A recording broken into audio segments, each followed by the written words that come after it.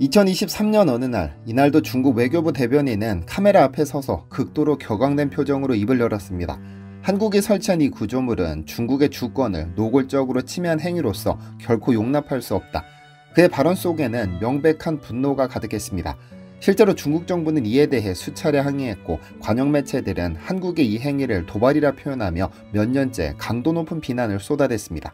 그렇다면 도대체 한국이 어쨌길래 중국이 이토록 분노한 것일까요? 제주도에서 남서쪽으로 149km 떨어진 망망대해, 거센 파도가 몰아치는 그 한복판에 거대한 건축물 하나가 우뚝 서 있습니다. 바닥부터 꼭대기까지 76m, 무게만 3,400톤에 달하는 이 거대한 철골 구조물은 완공된 지도 벌써 22년이 넘었습니다. 무려 212억 원을 들여 한국이 세웠죠. 그런데 22년이 지난, 이 구조물 건설을 시작할 당시부터 중국은 계속해서 불만을 표해왔는데 한국은 아랑곳하지 않았습니다. 그렇게 유야무야 되는 줄 알았지만 시진핑이 집권하면서 이 구조물은 의도치 않게 중국의 야욕을 저지하는 역할을 하게 됐습니다. 왜냐하면 중국의 해양 팽창 전략이 이 구조물 하나 때문에 완전히 막혀버렸으니까요. 20년 넘게 속을 끓이고 있는 중국의 반발에도 전혀 아랑곳하지 않는 한국. 오늘 디시멘터리는 3,400톤짜리 구조물 하나로 중국의 야망을 뒤흔든 이야기를 낱낱이 들려드릴까 합니다. 안녕하세요, 디시멘터리입니다. 오늘 이야기는 제주도 최남단 마라도에서 149km 떨어진 이어도라는 섬 아닌 섬에서 시작됩니다. 사실 이어도는 섬을 뜻하는 한자어 도를 쓰지만 엄밀히 말하면 섬은 아닙니다.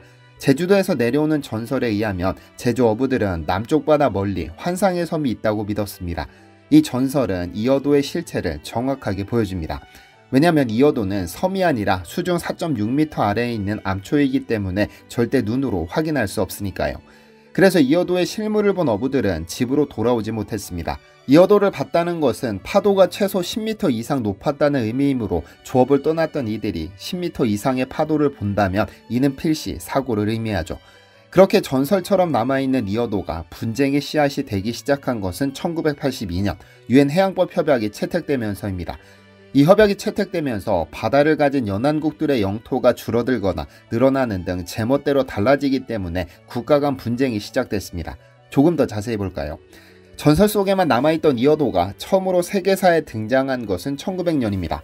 영국의 상선 소코트라우는 일본 규슈에서 출발해 상하이로 향하던 도중 수중 암초를 만나 충돌하는 사고를 겪었죠. 영국 수로국은 이 사고를 보고받은 즉시 왕립 해군 측량선 워터위치호를 파견해 이 암초를 조사했는데 조사 후 여기에 소코트라 암초라는 이름을 붙였습니다. 진짜 이야기는 지금부터 시작됩니다. 1982년 유엔 해양법이 발효되기 전까지 이어도는 공해였습니다. 하지만 1982년 채택된 유엔 해양법에 따라 각국은 자국 해안선으로부터 최대 200캐리까지 배타적 경제 수역을 설정할 수 있게 됐습니다. 한국의 경우 국토 최남단인 마라도에서 남쪽으로 200캐리를 기준으로 EEZ를 설정하면 이어도 해역이 자연스럽게 포함됩니다. 따라서 이어도는 대한민국의 영해에는 속하지 않지만 명백히 한국의 EEZ 내 위치해 있어 해당 해역에서는 자유로운 어업활동과 자원 탐사 및 개발이 가능합니다. 그러다 1995년 한국 정부가 이 수중 암초에 주목하기 시작했습니다. 왜냐하면 한국에 상륙하는 태풍의 60%가 바로 이 이어도를 거쳐 지나가기 때문이었죠. 여기에 관측기지를 세우면 태풍을 미리 잡아낼 수 있을 것으로 본 겁니다. 8년간의 치밀한 준비 끝에 2001년 우리 정부는 212억 원을 투입해 해양과학기지 건설에 착수했습니다. 사실 미친 짓 같았습니다. 바다 한복판 수중 암초에 76m 높이의 거대한 구조물을, 그것도 3,400톤짜리 철골 구조물을 세운다는 것은 무모해 보였죠. 하지만 시공을 맡은 현대중공업은 이를 완벽하게 성공해냈습니다. 2층 자켓 구조에 약 400평 규모의 시설 면적, 8명이 15일간 체류할 수 있는 거주시설부터 헬기장의 해수 담수화 시설까지 36종 68점의 최첨단 관측 장비가 24시간 실시간으로 해양과 기상 데이터를 수집하는 바다의 요새가 탄생했습니다. 그런데 이 기지 건설 계획이 밝혀지자마자 중국이 상당한 불쾌감을 드러냈습니다. 하지만 한국은 아랑곳하지 않고 밀어붙여 2003년 완공했죠. 한국이 한국 배타적 경제 수역에 과학기지를 세우는데 왜 중국이 민감하게 반응했을까요?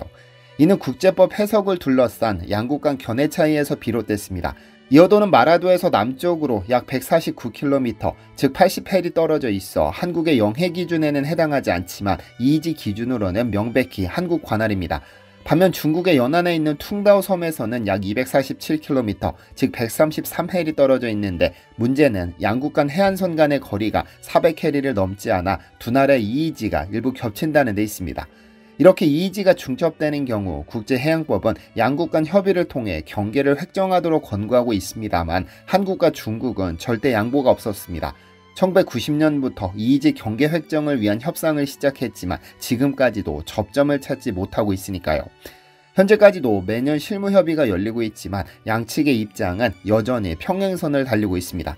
한국은 중간선 원칙, 즉 양국의 해안선에서 등거리 지점을 기준으로 이의지 경계를 설정해야 한다고 주장합니다.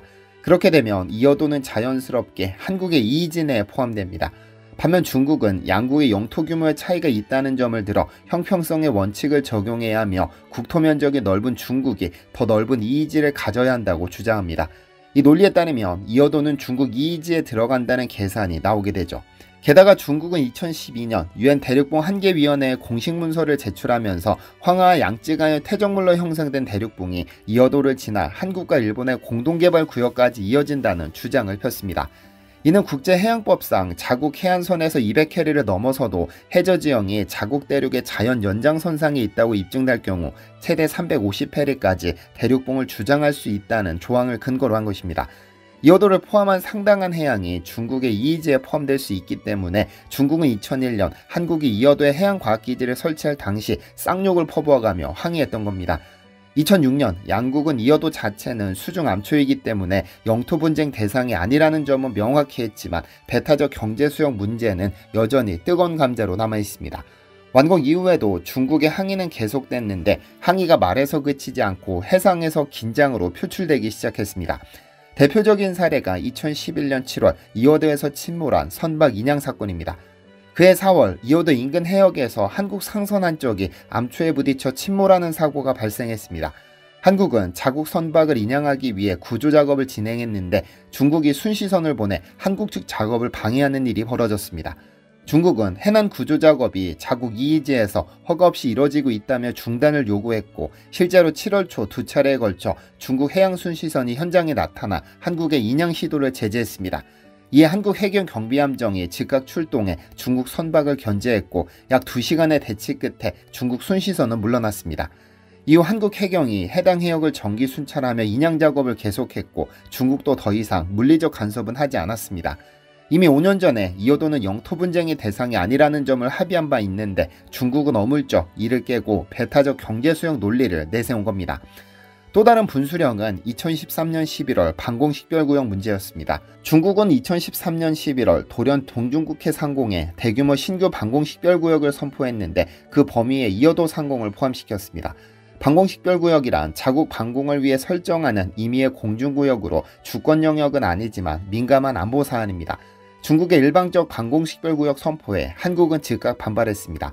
한국 정부는 이어도 상공은 중국 구역에 포함될 수 없다며 중국의 구역 조정을 요청했지만 중국은 이를 거부했죠.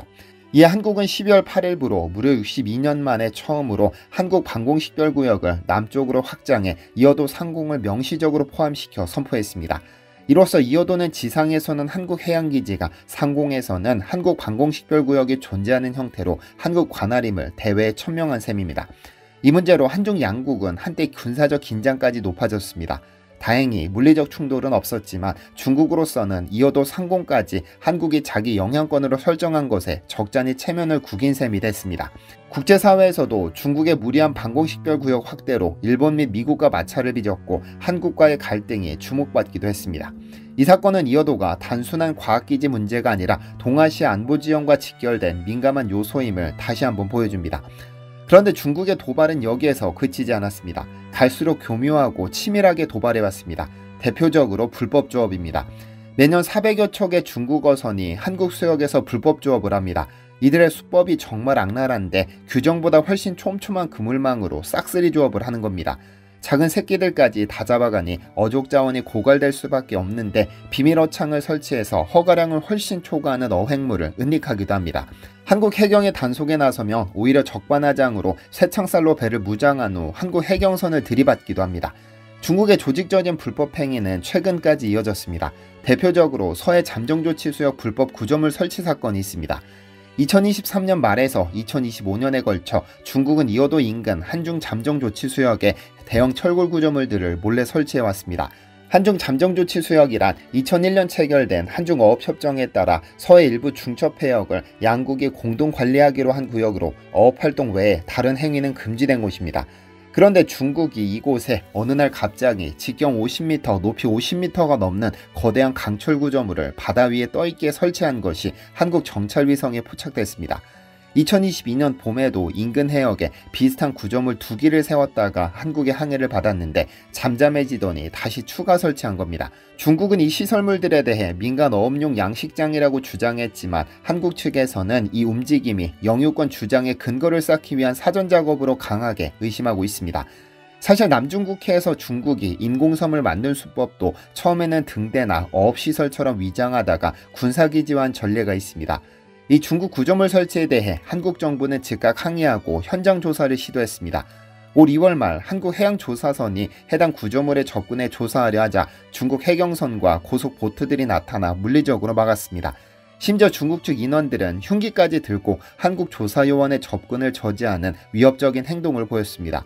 이에 대기 중이던 한국 해경 함정이 출동해 중국 해경과 2시간 남짓 일촉즉발 대치하는 상황까지 벌어졌습니다. 중국 측은 무전으로 이 시설은 그저 양식장일 뿐이니 돌아가라고 했지만 한국 측은 공동수역에서 정당한 조사를 하는 중이라며 맞섰습니다. 결국 물리적 충돌 없이 중국이 물러나면서 조사는 재개됐지만 찝찝함을 감출 수 없습니다. 우리 정보당국은 중국이 이 지역에 총 12기가량의 구조물을 추가 설치할 계획을 파악했다고 하는데 충격이 아닐 수 없습니다. 향후 이 일대를 자신들의 해역이라 주장하기 위한 발판으로 악용될 수 있을 테니까요. 그런데 도대체 중국은 왜 이렇게 집요하게 이어도에 집착하는 것일까요? 사실 이어도 해양과학기지의 진짜 가치는 단순한 해양 관측이 아닙니다.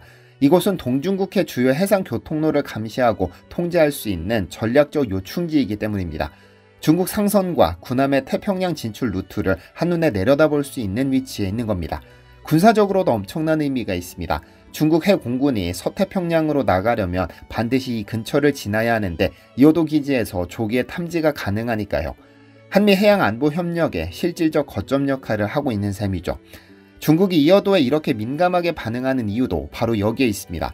첫째, 중국 해군의 제1도련선 돌파 시 이어도 감시망이 부담으로 작용합니다.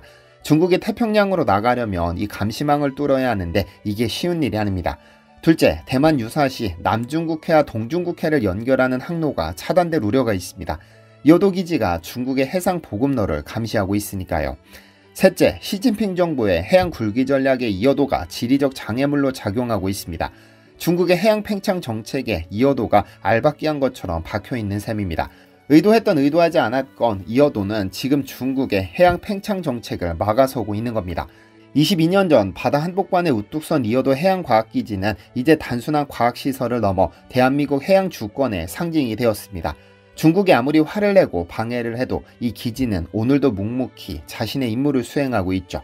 212억 원, 처음에는 바다 한복판에 무슨 미친 짓이냐면 반대하는 사람들도 있었을 겁니다. 하지만 지금 와서 돌아보면 이보다 더 값진 투자는 없었던 것 같습니다. 과학연구라는 평화적 목적으로 시작된 이 기지가 지금은 21세기 해양 패권 경쟁의 한복판에서 한국의 이익을 지키는 든든한 파수꾼 역할을 하고 있으니까요.